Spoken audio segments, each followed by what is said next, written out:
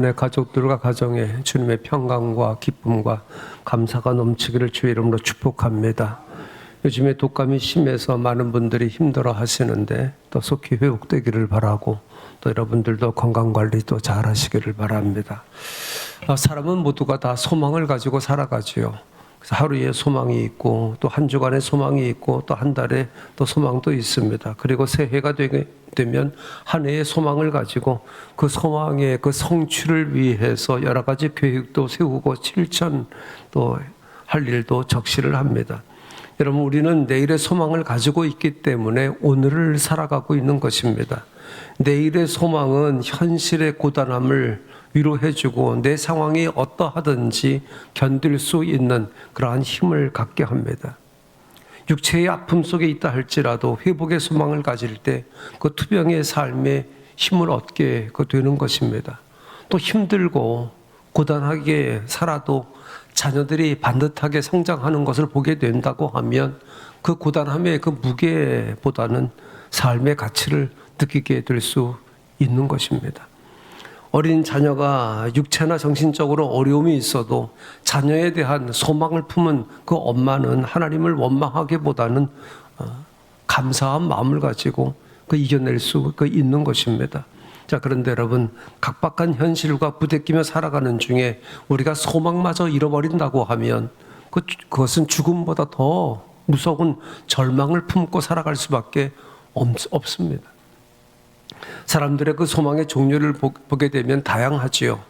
물질지향적, 성공지향적인 것들이 대부분입니다. 더 좋은 것을 갖고 싶고, 많은 것을 갖고 싶고, 더 넓은 것을 갖고 싶고, 또 승진과 또 사업 성공과 같은 그러한 것들입니다. 이와 같은 것들이 잘못된 소망은 아닙니다. 세상을 살아가는 사람들에게 저와 여러분을 포함해서 모두에게 다 필요한 것이죠. 우리 믿는 사람들도 의식주 문제를 비롯해서 이와 같은 마음의 소망을 가지고 하나님께 기도하고 노력을 통해서 얻을 수 있어야 되는 것입니다. 자, 이러한 가운데 우리 믿는 사람들의 그 소망은 거룩한 소망, 즉 영적 지향적인 소망이 있어야 되는 것입니다. 지난 그 신년 특별 새벽기도회를 하면서 마지막 날에 그 예레미야 그 선지자를 통해 가지고 소망에 대한 말씀을 여러분에게 전했습니다. 예레미야 선지자는 소망이 없는 사람은 그 사막에 심겨진 떨기나무와 같고 소망이 넘치는 사람은 물가에 심기운 나무와 같다, 그렇게 말씀하고 있습니다. 그러면서 사람을 절대적으로 의지하며 살아가는 사람은 소망이 없는 사람이다 라고 그렇게 말합니다.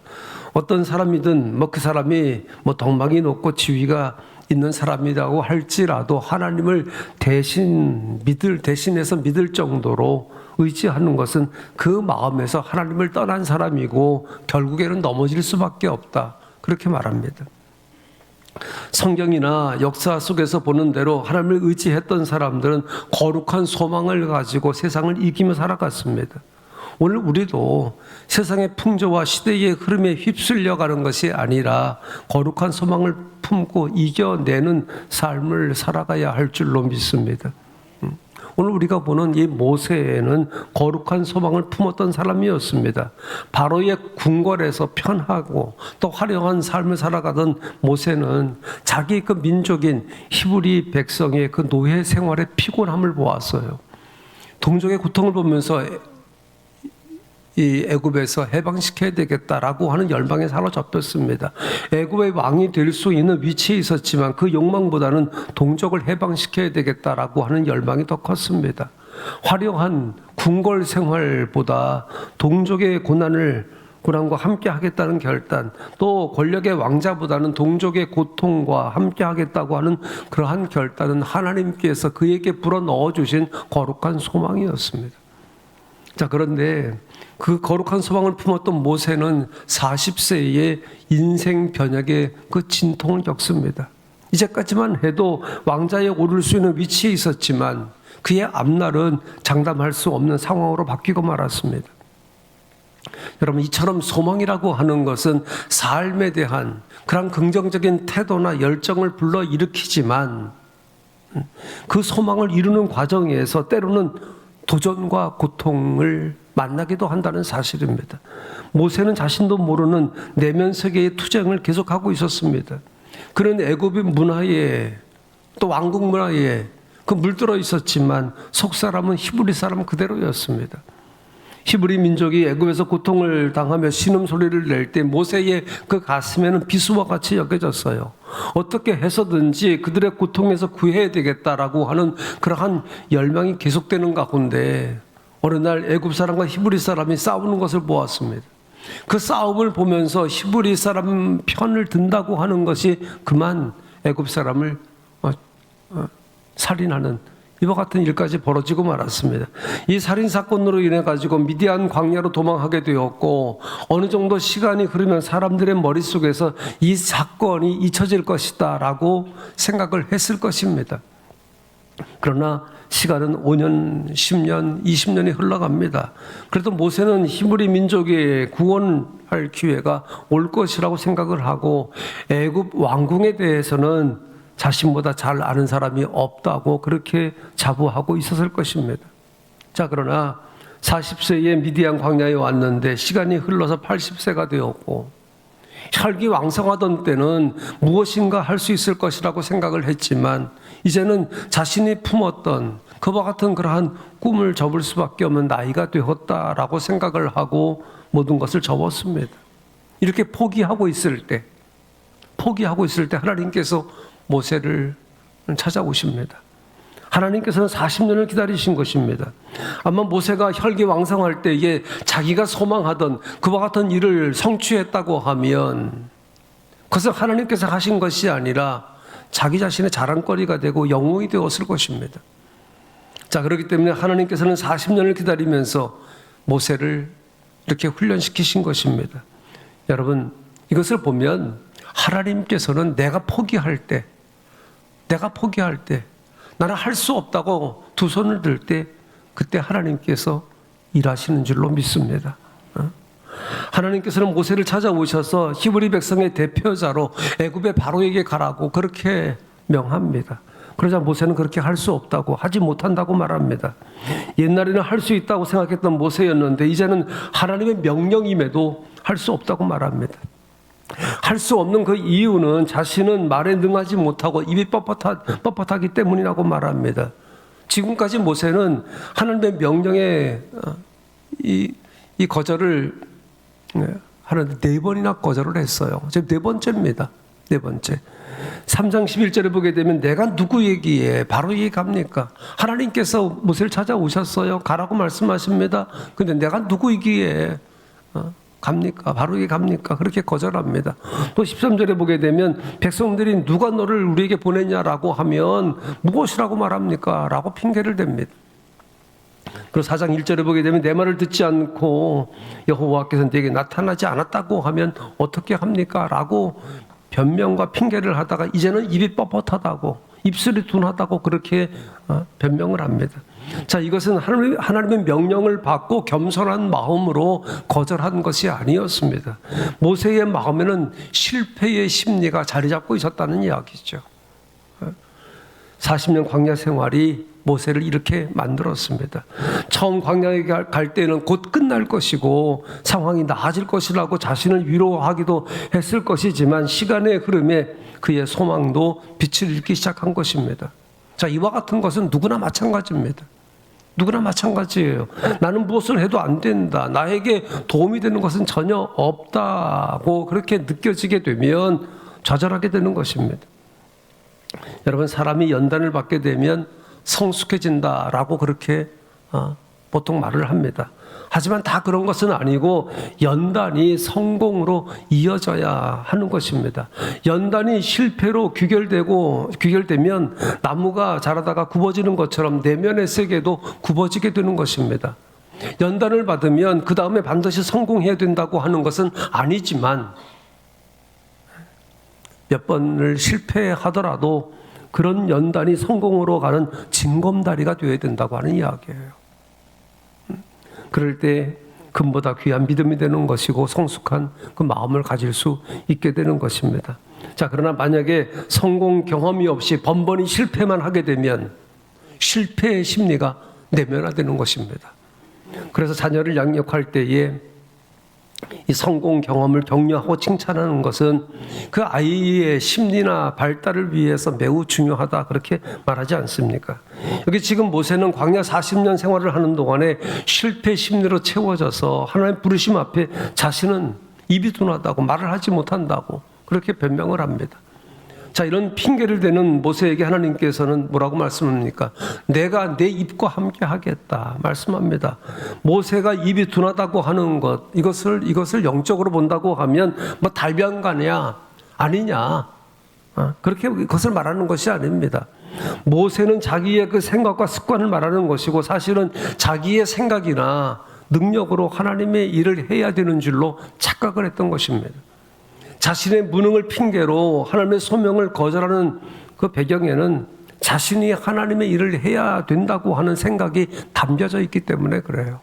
여러분, 우리도 마찬가지입니다. 여러분, 내가 하나님의 일을 한다라고 그렇게 여겨질 때에 이럴 수밖에 없어요.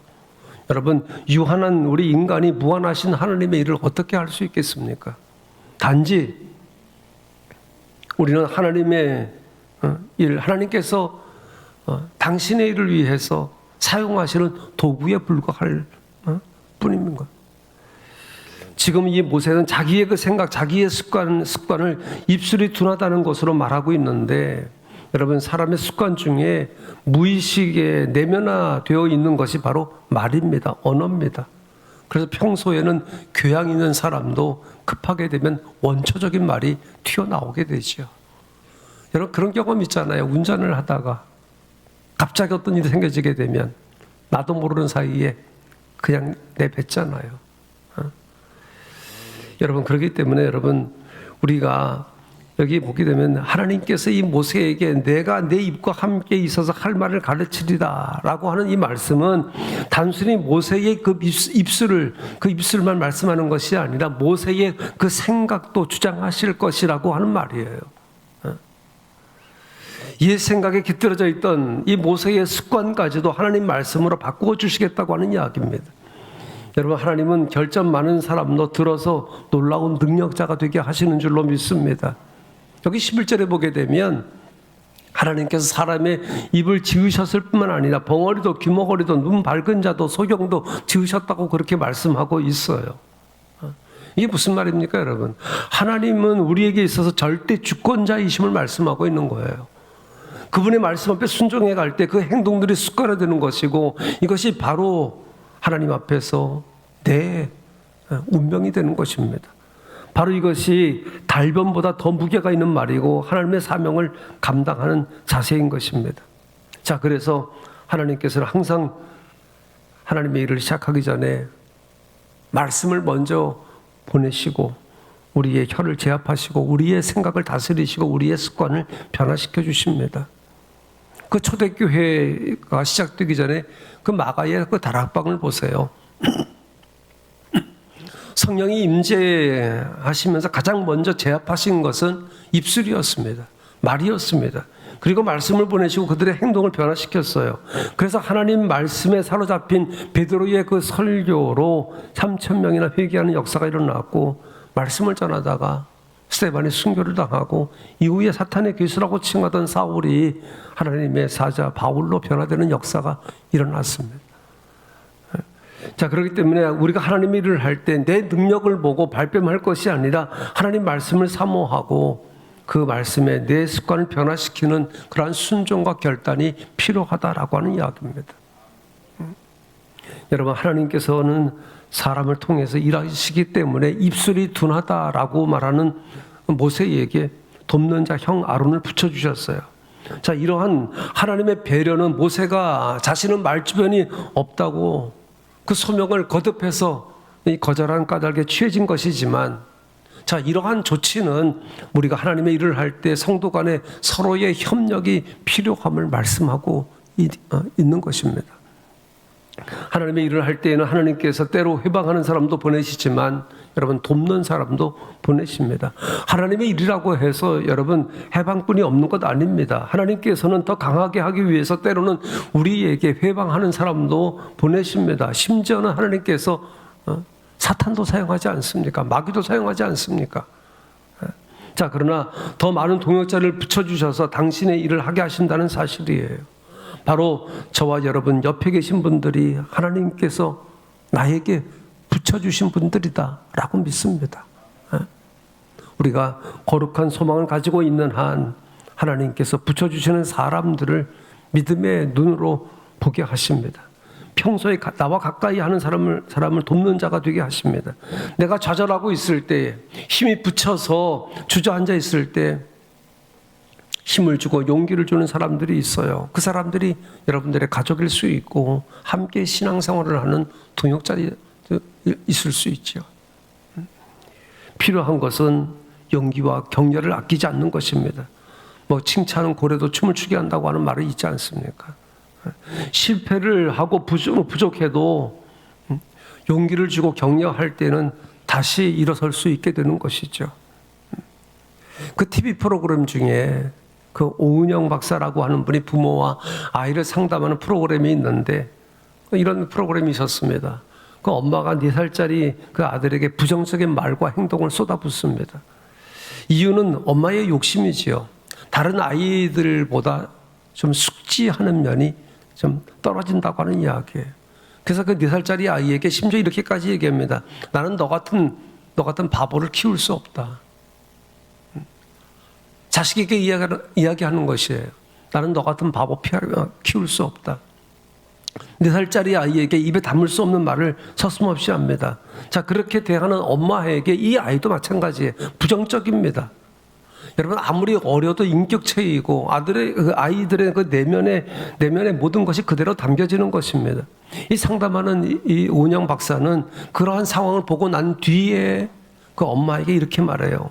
당신은 아이를 키울 자격이 없습니다.